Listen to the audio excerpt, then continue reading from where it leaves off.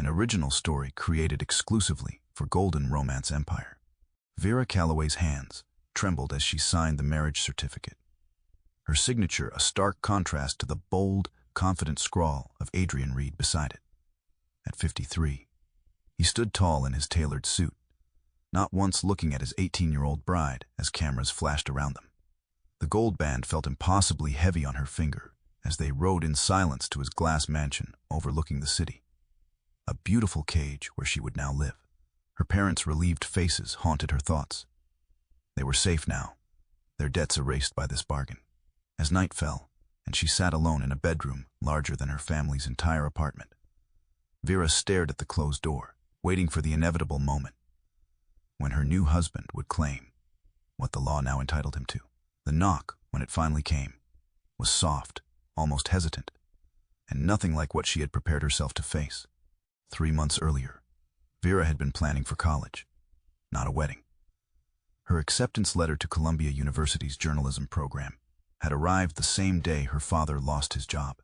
Within weeks, their comfortable middle-class existence unraveled completely when they discovered her father's business partner had embezzled everything, leaving them with crushing debt and legal fees they couldn't possibly pay. "We'll figure something out," her mother had insisted, the dark circles under her eyes betraying sleepless nights spent calculating how to avoid bankruptcy. But Vera knew the truth. Her college fund had already been liquidated. Their home was weeks away from foreclosure. Then Adrian Reid entered their lives. He was a legend in investment circles, ruthless, brilliant, and notoriously private. The kind of man whose name appeared in financial papers, but never tabloids. He had been her father's last desperate call, an old acquaintance who might be willing to restructure their debt. Instead, he offered something else entirely. Mr. Reid would like to speak with Vera alone, his attorney had announced during that first meeting at his downtown office. Her parents exchanged confused glances, but didn't object. They couldn't afford to. Adrian Reid's office felt like entering another world. Floor-to-ceiling windows revealed the sprawling city below, making Vera acutely aware of how small she was in comparison to his empire. "I'll be direct," Ed, not bothering with pleasantries. "I'm willing to clear your family's debt completely. In exchange, I need a wife." Vera had laughed, thinking it was some twisted joke. "I'm 18. I'm aware of your age." His expression remained impassive. "This would be a marriage of convenience. 1 year minimum. Potentially longer depending on circumstances. Why would you want to marry someone my age?" The question tumbled out before she could stop herself. Something flickered across his face, discomfort perhaps. "My reasons are my own, but I assure you, this is a business arrangement, nothing more." The details were explained with clinical precision. Her family's debt, all of it, would disappear. They would keep their home. Her father would be offered a position in one of Adrian's subsidiary companies. And Vera would receive a trust fund that would secure her future education after their arrangement ended. All she had to do was sacrifice 1 year of her life. "I need your answer by tomorrow." Sliding a business card across the desk. "This stays between us until you decide." That night, Vera found her parents arguing in hushed tones about bankruptcy options. Her 16-year-old sister was researching scholarships she might qualify for to help the family. The weight of their collective desperation pressed against Vera's chest until she couldn't breathe. She called Adrian Reid the next morning. The wedding was arranged with swift efficiency. A prenuptial agreement that protected both parties. A small, private ceremony with only immediate family and necessary witnesses. No white dress, no vows of love, just legal documents and a photographer to capture proof for whoever needed to see it. Vera wore a simple blue dress her mother had helped her choose. "Something borrowed, something blue," her mother had whispered, tears threatening to spill. "I'm so sorry, sweetheart." "It's just a year," Vera had replied, forcing a smile. "And then I'll go to college with no student loans." The joke fell flat between them. Adrian arrived precisely on time, wearing a dark suit that probably cost more than her family's car. He nodded politely to her parents, shook her father's hand, and barely looked at Vera until it was time to exchange rings. When the officiant pronounced them husband and wife, Adrian didn't kiss her. He simply took her elbow and guided her outside to the waiting car. The drive to his home was silent. Vera stared out the window, watching the neighborhoods change from familiar to increasingly exclusive. When they finally pulled through a security gate and up a winding driveway, she got her first glimpse of where she would be living. The house, mansion, really, seemed to be made entirely of glass and steel, perched on the edge of a cliff with the city sprawled below, modern, minimalist, and utterly impersonal, like its owner. "Your things have been delivered to your room," Adrian said as they entered. It was the first complete sentence he'd spoken to her since the ceremony. "Marta, the housekeeper, will show you around tomorrow. She comes daily except Sundays." Vera nodded, clutching her small handbag like a shield. "And tonight?" Something shifted in his expression. For a moment, he looked almost uncomfortable. "There's dinner prepared in the kitchen if you're hungry. I have some work to finish in my study." He showed her to a bedroom suite larger than her family's entire apartment.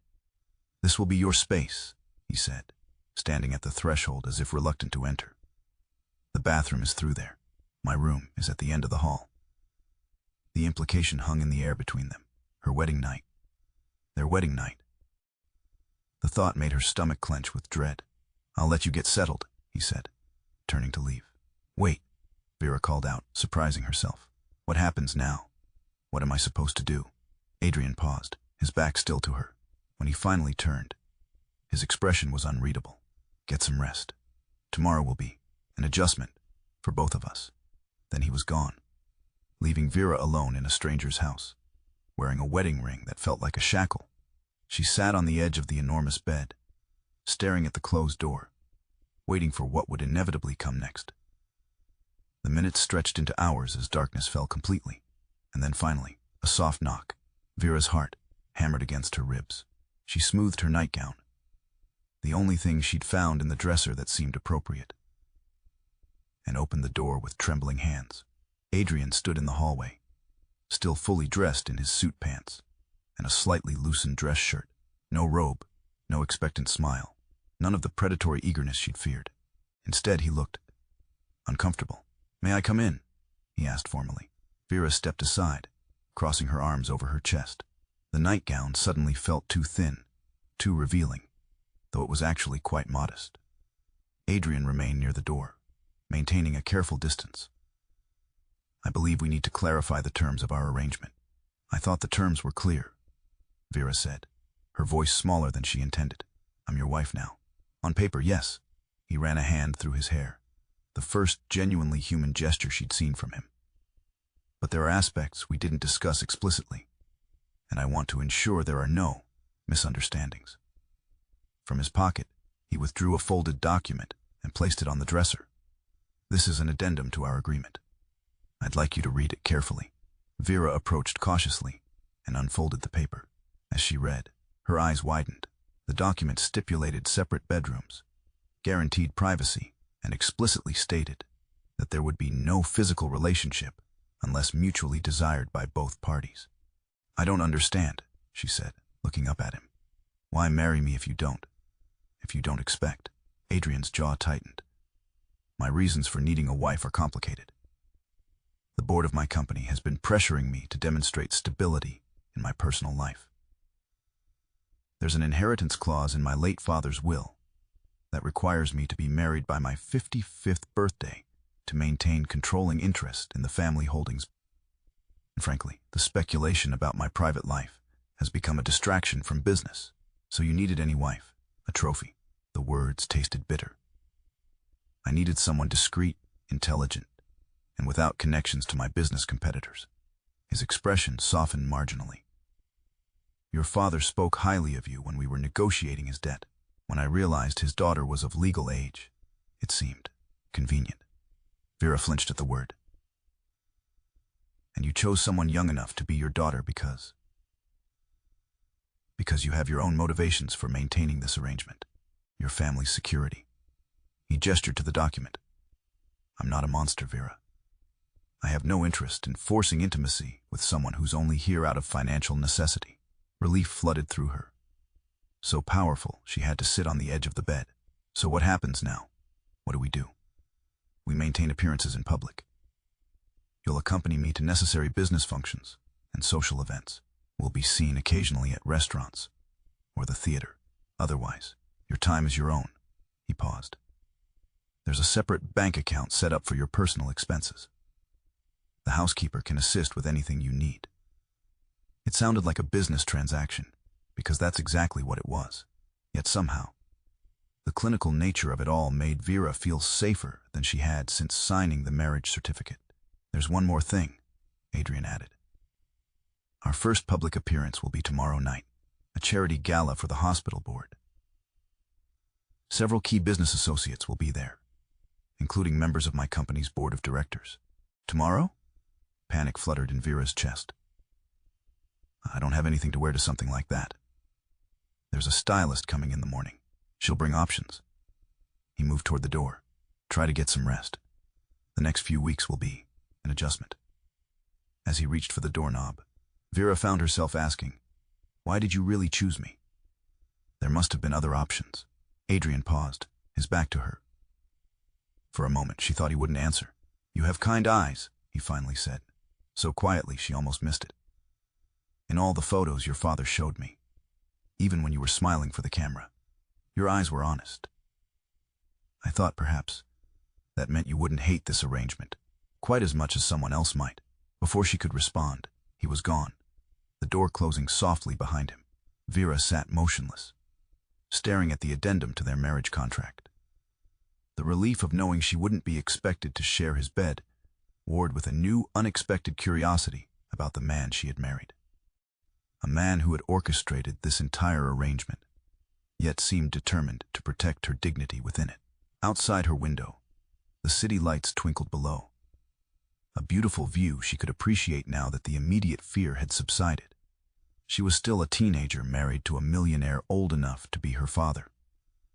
But at least she would face the coming days with clear boundaries, and perhaps a measure of respect she hadn't anticipated.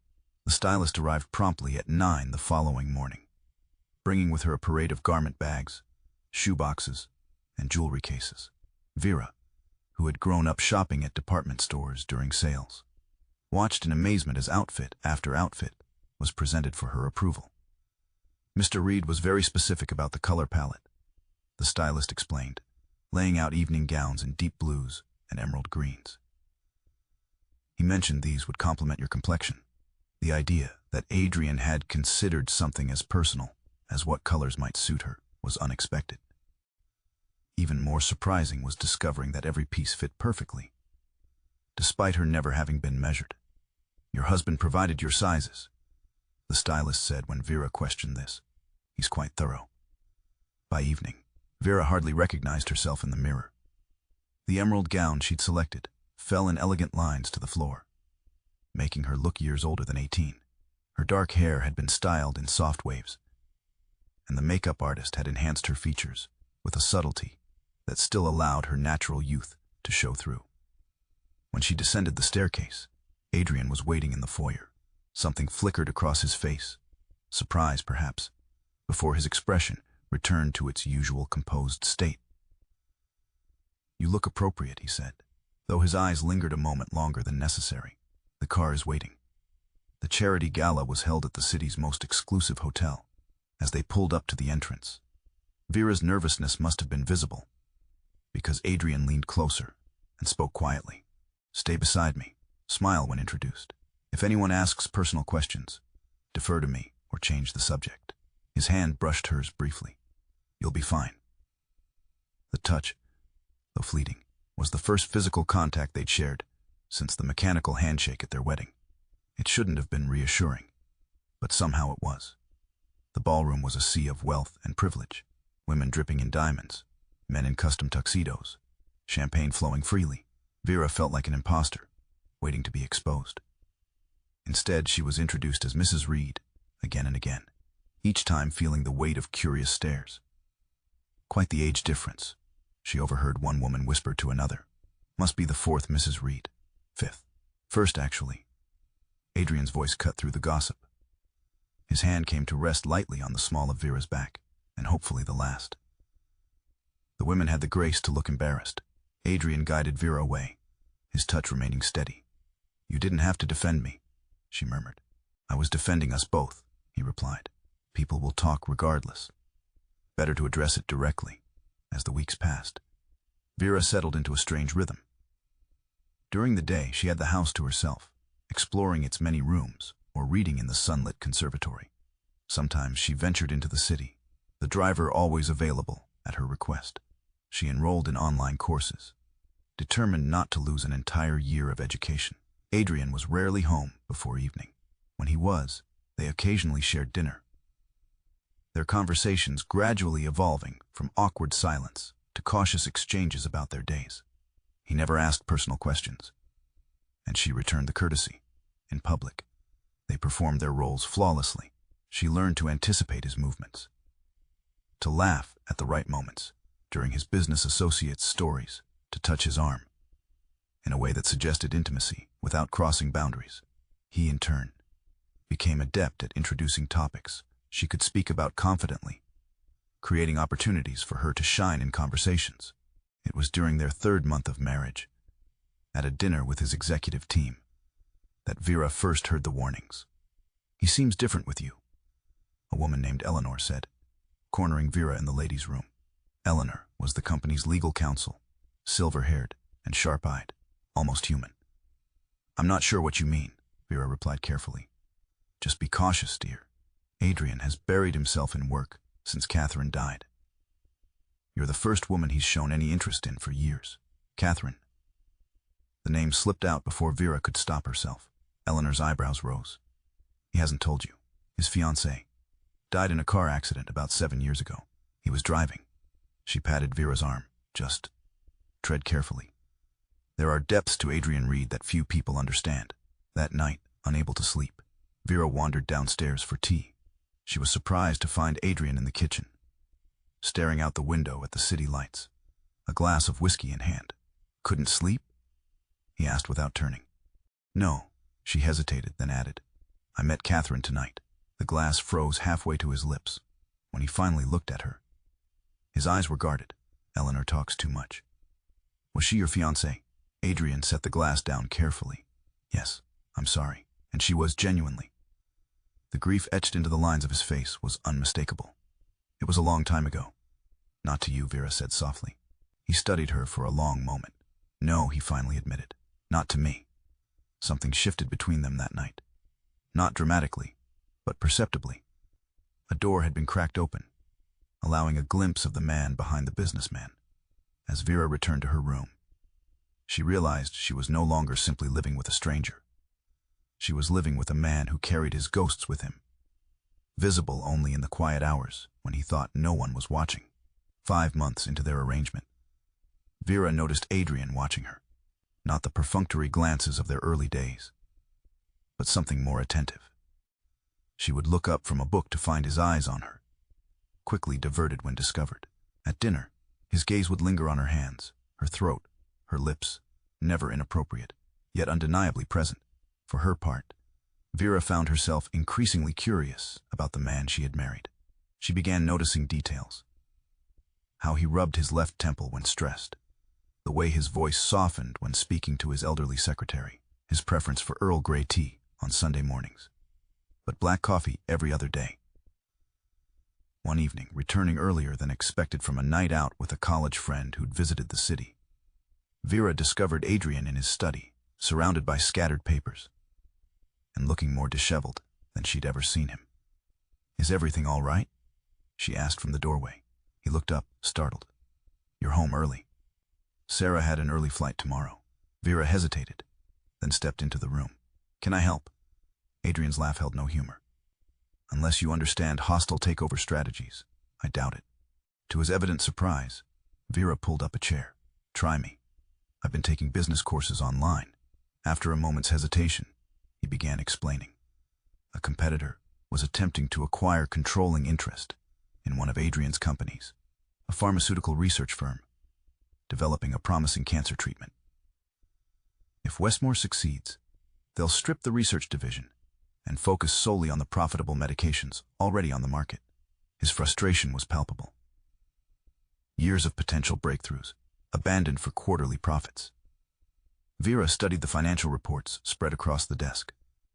What about these pension obligations, if they're such a burden on the balance sheet? Could you separate them somehow?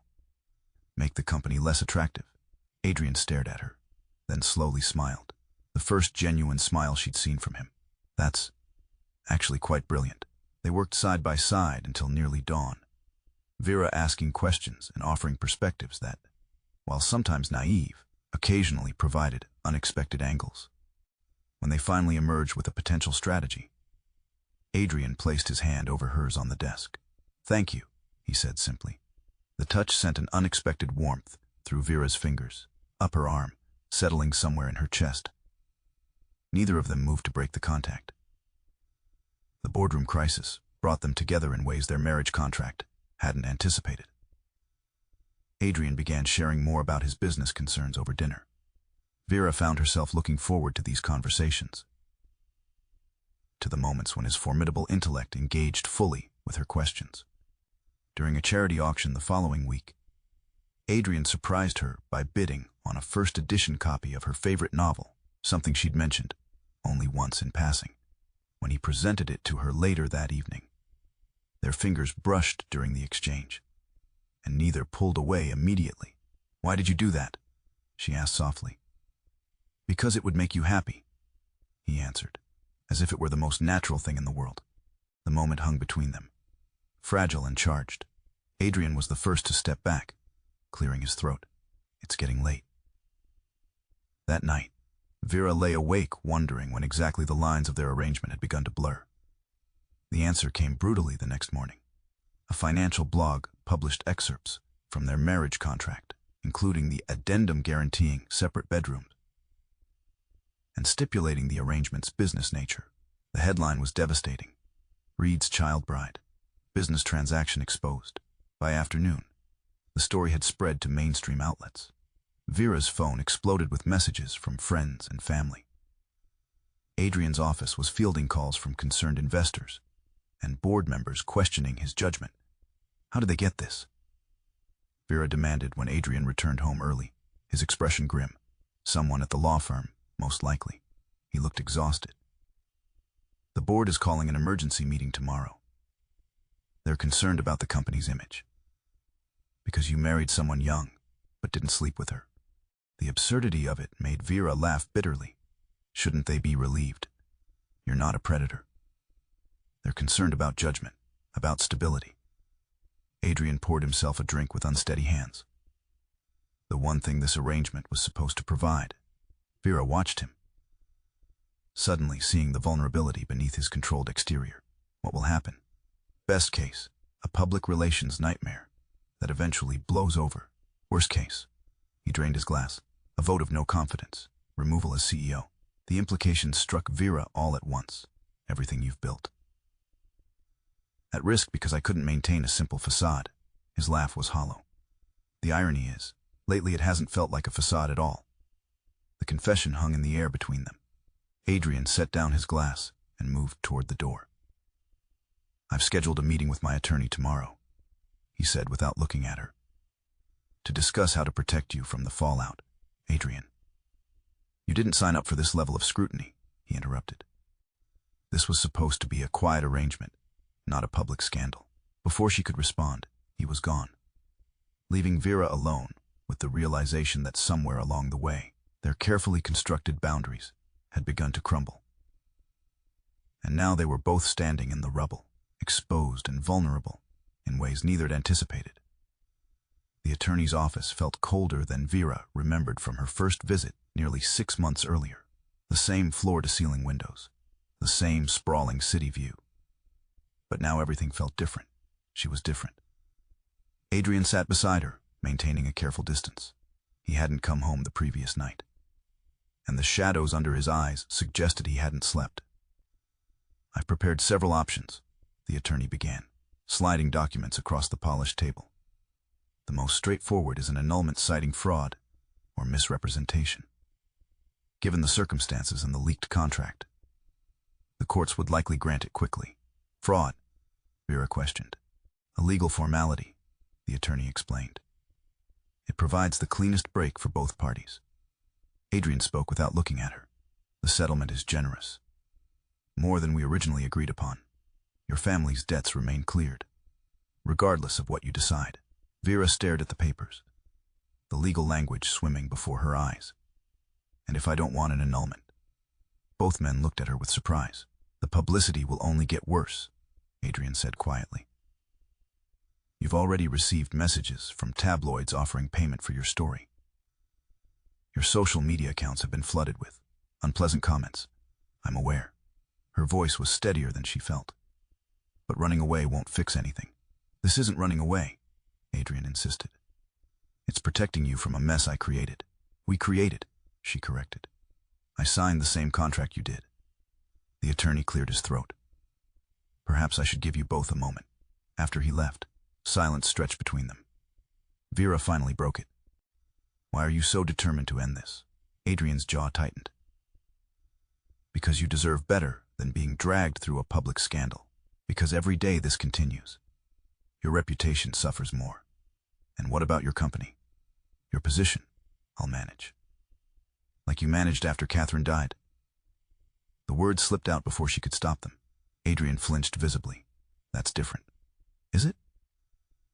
You've spent 7 years building walls to keep everyone at a distance. This marriage was supposed to be safe, because it came with contractual boundaries. But now those boundaries are public. And you'd rather walk away than admit that something real might have developed, despite them. Something real. His laugh was bitter. I'm 35 years older than you, Vera. I'm the man who essentially purchased your freedom with your family's debt. What could possibly be real about that? The way you look at me when you think I don't notice, she said quietly. The way you remember every detail I share about myself. The fact that you've never once made me feel like a transaction, even though that's how this began. Adrian stood abruptly, moving to the window. The board has scheduled a television interview for me tomorrow. Damage control. They want me to paint this as a youthful indiscretion on my part, a midlife crisis that led to poor judgment. And you agreed to that. It's the only way to salvage the company's reputation. Vera felt something cold settle in her stomach. So you'll publicly humiliate us both. Make yourself look foolish, and me look like a gold digger. You'll be long gone by then, with a settlement that ensures your future. And if I refuse to leave? Adrian turned, his expression pained. Why would you stay in this mess? Because running away is easy, she said, rising to face him. Because I've spent 6 months learning who you really are behind the walls you've built. And I think that man is worth fighting for. The interview request came that afternoon, not just for Adrian, but for both of them. A major network, prime time, the chance to tell their side. Adrian initially refused, but Vera insisted on considering it. If they're going to talk about us anyway, shouldn't we control the narrative? She argued. The interviewer was a woman in her 40s, known for tough questions and revealing profiles. The studio lights felt hot as Vera sat beside Adrian, their first public appearance since the scandal broke. Let's address the elephant in the room, the interviewer began. The contract that was leaked shows your marriage was essentially a business arrangement. Mr. Reid, did you feel you were purchasing a young wife? Adrian's face remained impassive. The arrangement was mutually beneficial. Vera's family faced financial difficulties. I was in a position to alleviate. I needed a spouse for certain legal and business requirements. The contract simply formalized terms we both agreed to. And the clause stipulating separate bedrooms, was that your idea or hers? Mine, Adrian said firmly. Vera was 18. I'm 53. I wanted to ensure she never felt pressured or obligated in that regard. The interviewer turned to Vera. Many would say you sold yourself to a predator. How do you respond to that? Vera felt Adrian tense beside her. This was the moment, the question they'd prepared for, with carefully crafted answers designed to minimize damage. Instead, Vera reached for Adrian's hand. When I signed that contract, I thought I was sacrificing 1 year of my life to save my family, she said, looking not at the interviewer, but at Adrian. I expected to live with a cold, controlling man who saw me as property. What I found instead was someone who respected my boundaries more than anyone I've ever known. Someone who created space for me to make my own choices. even when those choices weren't in his best interest. She squeezed his hand. The contract may have brought us together, but what's kept me here isn't obligation. It's the man I've come to know. The man I've come to care for. Adrian's eyes widened slightly, his composure cracking for the first time on camera. So yes, our marriage began as a transaction, Vera continued, facing the interviewer again. But somewhere along the way, it became something neither of us expected, something real. The aftermath of the interview was immediate. Some outlets praised their honesty. Others called it a calculated performance. Adrian's board was divided. Some members impressed by the public's generally positive response, others still concerned about the age difference, an unusual beginning. But something fundamental had changed between Adrian and Vera. The careful distance they'd maintained for months had collapsed, leaving them in unfamiliar territory. The night after the interview, Adrian knocked on her bedroom door. When she opened it, he stood there looking uncertain, a stark contrast to his usual confidence. "Did you mean what you said?" he asked without preamble. "About caring for me?" Vera nodded. "I wouldn't have said it otherwise. I need to show you something." He led her to his study and unlocked a drawer she'd never seen opened.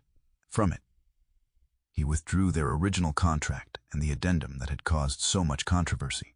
"I've spent my life creating contracts to protect myself," he said, his voice low.